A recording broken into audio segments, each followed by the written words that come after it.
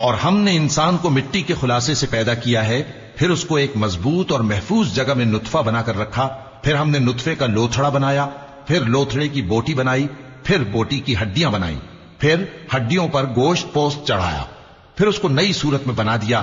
سو بڑا برکت والا ہے اللہ جو سب سے اچھا بنانے والا ہے۔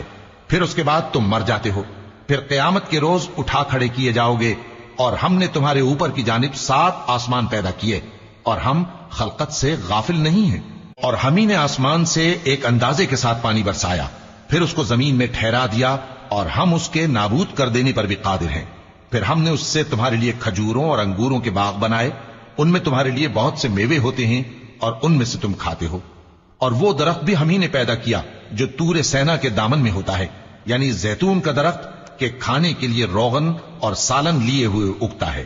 اور تمہارے لیے چوپایوں میں بھی عبرت ہے کہ جو ان کے پیٹوں میں ہے اس سے ہم تمہیں دودھ پلاتے ہیں، اور تمہارے لیے ان میں اور بھی بہت سے فائدے ہیں، اور بعض کو تم کھاتے بھی ہو، اور ان پر اور کشتیوں پر تم سواری بھی کرتے ہو۔